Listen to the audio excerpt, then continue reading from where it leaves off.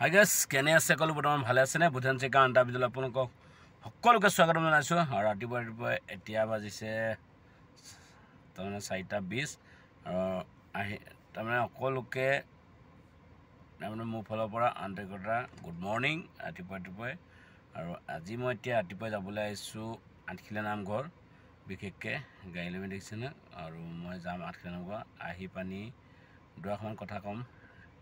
তাৰমানে বহুতে মোক এতিয়া সুধি আছে, ধৰক দাদা আপোনাৰ কাম হৈ আছে? মই বোলো মোৰ হৈ আছে বৰ্তমান। আপোনালোকে আৰু এজনে কৈছে হিন্দীত কওক। মই হিন্দী ইমান স্পষ্ট নাজানো, সেইকাৰণে মই হিন্দীত কোৱা নাই। আপুনিও বেয়া পাব নালাগে। তাৰমানে মই হিন্দীত, আপুনি বহুত নম্বৰ কৈছে হিন্দীত কওক দাদা, বোলে হিন্দীত কওকচোন। মই হিন্দী তাৰমানে বিশেষকৈ নাজানো, সেইকাৰণে হিন্দীটো কোৱা নাই। আপোনালোকে সেইকাৰণে বেয়া পাব নালাগে। আপুনি তাৰমানে এতিয়া ধৰক অসমীয়াত ক'লে আপুনি বুজি নাপাব, হিন্দীত ক'লে মই হিন্দী ইমান স্পষ্ট নাজানো, সেইকাৰণে বেয়া পাব নালাগে দেই।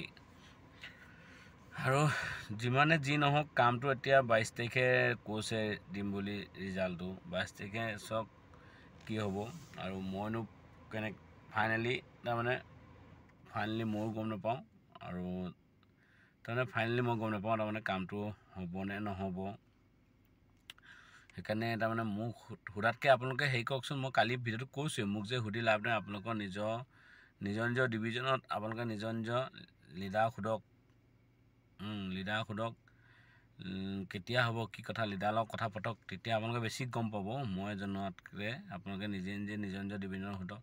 দাদা এজনে কৈছে মোৰ দাদা বোলে এতিয়ালৈকে কামলৈ মতাই নাই, কাম আজি কেইবামাহো কৰাই নাই।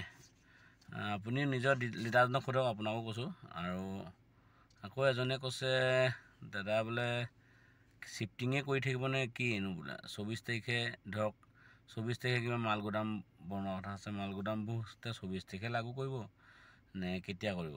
তাৰমানে কি হ'ব, আকৌ গুদামেই বনাই থাকিবনে, কামটো হ'ব নহ'ব ফাইনেলি জনাটো ভাল। তাৰমানে একেটা কামতে আমিও ৰখি থাকিব নোৱাৰোঁ। বিশেষকৈ কি হ'ল, ৰখি আছোঁ।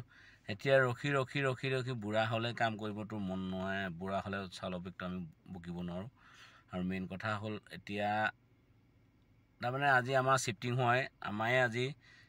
হোৱা নাই কমেও 9 মাহমান হৈ গ'ল।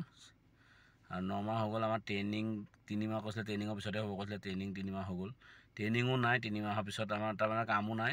আৰু কাম যিটো কৰি আছোঁ আমি 120 টকা হাজিৰা পাই আছোঁ। সেইকাৰণে তাৰমানে সেইটো কাম কৰি থাকিলে আমাৰ ঘৰটো নচলে। সেইকাৰণে আপোনালোকেও শ্বিফটিং হোৱাতকৈ কামটো মেইন চিন্তা কৰক, কামটো কেতিয়া হ'ব। আৰু শ্বিফটিংটো হ'লে যে কাম হ'ব মানে নহয়। শ্বিফটিংটো হ'লে কামটো মুঠতে পাৰ্মানেণ্ট হৈছে নাই সেইটো লক্ষ্য কৰিব। আৰু এতিয়া মই তাৰমানে আমি এতিয়া শ্বিফটিং হৈ গ'ল, আমাৰ 9 মাহ হৈ গ'ল শ্বিফটিং হোৱা। আমাৰ 9 মাহতো শ্বিফটিং হোৱাৰ পিছতো আমাৰ কি বুলি কয় কাম ধৰক ফাইনেলি নাই হোৱা। তাৰমানে আমাক কেইদিনমানতো পইচা নিদিলে একেবাৰে। আৰু তাৰপিছত ধৰক কি বুলি কয়, এতিয়া কামটো কৰি আছোঁ, তাৰ বিনিময়ত আমাক 1.5 টকা বেগকৈ দি আছে। 1.5 টকা বেগকৈ দিলে, আৰু 1.5 টকা বেগকৈ দিলে ধৰক কাৰো নোপোচায়, মানুহ ভাগ হয়।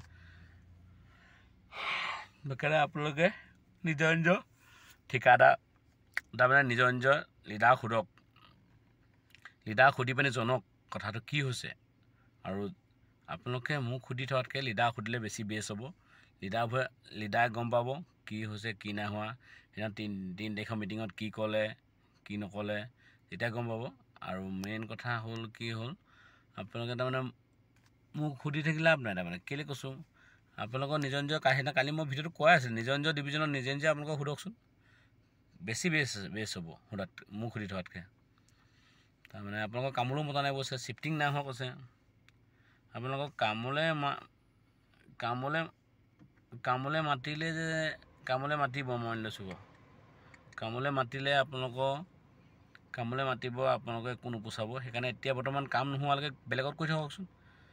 তাৰমানে কি হ'ল, 1.5 টকা বেগকৈ আপোনালোকক নোপোচাব না। 1.5 টকা বেগকৈ পালে 14 ভিতৰত 120 টকামানকৈ পাব। 120 টকাকৈ আপোনাক কেনেকৈ পোচাব? 120 30 পালে, মানি লৈছোঁ 200 পালে, 200 পালেও আপোনাক নোপোচায়গৈ।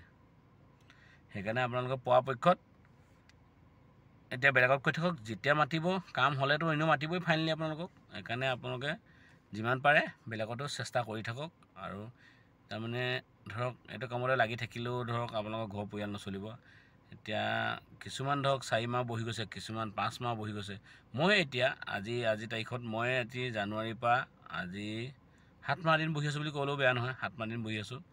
7 মাহ দিন ঘৰ কেনেকৈ চলি আছে মই গম পাওঁ একমাত্ৰ, আপোনালোকে গম নাপায়। আৰু আপোনালোকৰ ঘৰ কেনেকৈ ধৰক বহি আছে, কাম হ'বকৈ আশা দি আছে, কিন্তু আপোনালোকে গম পায় ঘৰ কেনেকৈ চলি আছে। এজন মানুহে ঘৰ চলাই থকাটোহে গম পায় তাৰমানে কেনেকৈ চলি থাকে। যদি কাম নহয়, মাথাতে কাম নকৰা হৈ যায়েই, মাথাটো গৰম হৈ যায় আৰু ভাবিলে তাৰমানে এনেকুৱা হৈ যায় তাৰমানে একদম কি কৰোঁ কি নকৰোঁ এনেকুৱা লাগি যায় একদম, কৈছোঁ নহয়। আজি এতিয়া আহি গ'লোঁ মই ৰাতিপুৱা আৰু পংকজা ঘৰত, সেইকাৰণে আপোনালোকৰ এইখন ভিডিঅ'টো বনালোঁ। যদি চাই ভাল পালে লাষ্টত লাইক এটা কৰিব আৰু যিমান পাৰে শ্বেয়াৰ কৰিবলৈ নাপাহৰিব। নেক্সট ভিডিঅ'ত পুনৰ লগ পাইছোঁ। জয় অসম, ৰেল মন্ত্ৰালয় জিন্দাবাদ।